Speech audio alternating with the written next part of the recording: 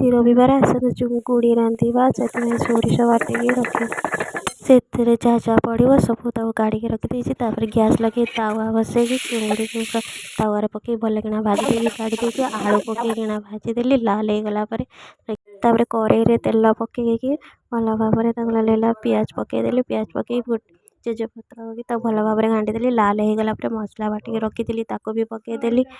ଲୁଣ ପକେଇଦେଲି, ହଳଦୀ ପକେଇଦେଲି, ଲଙ୍କାଗୁଣ୍ଡ ପକେଇକି ତାପରେ ସୋରିଷ ବାଟଣା ପକେଇକି ଟମାଟୋ ପକେଇ ଭଲ ଭାବରେ କିନା ଘାଣ୍ଟି ଦେଇକି ମସଲାଟାକୁ ଭଲ ଭାବରେ ଭାଜି ଦେଇକି ତାପରେ ଟିକେ ଘୋଡ଼େଇ ଦେଲି। ସିଝିଗଲା ପରେ ତାକୁ କାଢ଼ି ନେଲି।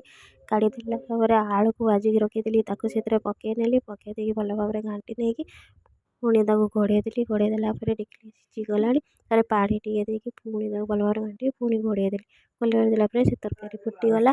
ତାପରେ ଚୁଙ୍ଗୁଡ଼ି ପକେଇକି ତାକୁ ଭଲ ଭାବରେ ଘୋଡ଼େଇ ନେଲି। ଘୋଡ଼େଇ ଦେଇକି ଦେଖିଲା ତାପରେ କାଢ଼ି ଦେଇକି ଧନିଆ ପତ୍ର ପକେଇ ଦେଇକି ପୁଣି ତରକାରୀ ହେଇଗଲା। ଏବେ ଚୁଙ୍ଗୁଡ଼ି ତରକାରୀ।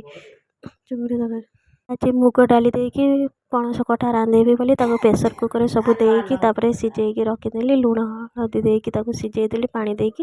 ପ୍ରେସର କୁକରରେ ତାପରେ ସିଟି ମାରିଦେଲା। ସିଟି ମାରିଗଲା ପରେ ତାପରେ କଡ଼େଇ ବସେଇକି ତେଲ ପଞ୍ଚଫୁଟଣ ପକେଇକି ତାକୁ ଭଲ ଭାବରେ ଫୁଟିଗଲା ପରେ ପିଆଜ ପକେଇଦେଲି। ଲଙ୍କାଗୁଣ୍ଡ ପିଆଜ ପକେଇକି ଭଲ ଭାବରେ ଭାଜି ସାରିଲା ପରେ ପିଆଜ ଲାଲ୍ ହେଲା ପରେ ଟମାଟୋ ପକେଇ ଦେଇକି ଟିକେ ଲୁଣ ପକେଇକି ତାକୁ ଭଲ ଭାବରେ ଘାଣ୍ଟି ଦେଇକି ଟିକେ ଘୋଡ଼େଇ ଦେଲି। ସିଝିଯିବ ଟମାଟୋଟା। ତାପରେ ଘୋଡ଼େଇ କାଢ଼ିଲା ପରେ ଟମାଟୋ ପୁରା ସିଝି ଯାଇଛି। ତାପରେ ସେ ଯେଉଁ ମୁଗ ଡାଲିକି ତାକୁ କରିକି ରଖିଥିଲି ତାକୁ ଛୁଙ୍କ ଢାଳିକି ତାକୁ ଭଲ ଭାବରେ ମିକ୍ସ କରିକି ତାପରେ ଟିକେ ଘୋଡ଼େଇ ଦେଲି। ସେ ଫୁଟିଗଲା ପରେ ତାକୁ ଆଣିକି ପ୍ରେସର କୁକରରେ ଢାଳି ଦେଲି। ତାପରେ ହେଇଗଲା ଏବେ ପଣସ ତରକାରୀ। ଧନିଆ ପତ୍ର ପକେଇ ହେଇଗଲା ପଣସ। ତାପରେ ସୋରିଷ ପକେଇ ନେଲି। ସୋରିଷ ପକେଇ ସାରିଲା ପରେ ଫୁଟିଗଲା ପିଆଜ ପକେଇ ଦେଲା ପରେ ଶାଗ ତ କାଟିକି ରଖିଦେଲି ତାକୁ ପକେଇକି ଭଲ ଭାବରେ ଏପଟ ସେପଟ କରିକି ଭାଜି ନେଲି। ଲୁଣ ପକେଇକି ଘୋଡ଼େଇ ଦେଲି। ଲୁଣ ପକେଇକି ହେଇଗଲା ଶାଗ। ତାପରେ ହେଇଗଲା ଶାଗ। ଯାହା ତାପରେ ଦିଦି ମେହେନ୍ଦି ଲଗେଇ ଟିକେ ବସିଥିଲି। ତାପରେ ଚିକେନ୍ ପକୋଡ଼ା କରିବ ବୋଲି ଚିକେନ୍କୁ ଧୋଇକି ରଖିଦେଲି। ହଳଦୀ ଗୋଳେଇ ଦେଲି। ହଳଦୀ ଗୋଳେଇକି ତାକୁ ଭଲ ଭାବରେ ମିକ୍ସ କରିକି ଟିକେ ଘୋଡ଼େଇକିନା ରଖିଦେଲୁ। ତାପରେ ସେଥିରେ ଯାହା ପଡ଼ିବ ସବୁ କିଣା କାଢ଼ିକି ରଖିଦେଇଛି।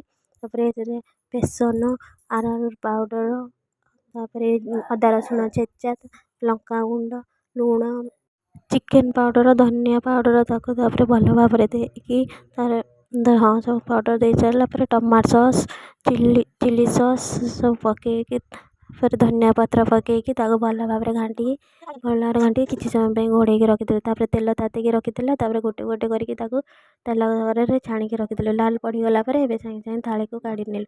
ଥାଳିକି କାଢ଼ିକି ଗରମ ପ୍ଲେଟ୍ ଆଉ ଚା ସାଙ୍ଗରେ ତାକୁ ମିଶାଇକି ଖାଇନେଲି। ଜୟ ଜଗନ୍ନାଥ। ଯଦି ମୋ ଭିଡ଼ିଓକୁ ଭଲ ଲାଗୁଥିବ ଲାଇକ୍ କରିବେ, କମେଣ୍ଟ କରିବେ, ସେୟାର କରିବେ ଆଉ ବେଲ୍ ବଟନ୍କୁ ଦବାଇବା ପାଇଁ ବିଲକୁଲ ଭୁଲିବେନି। ବେଲ୍ ବଟନ୍ ହେଲେ ନୂଆ ଭିଡ଼ିଓ ଅଛି ଆପଣ ଦେଖିପାରିବେ। ସେଥିପାଇଁ ଟାଟା।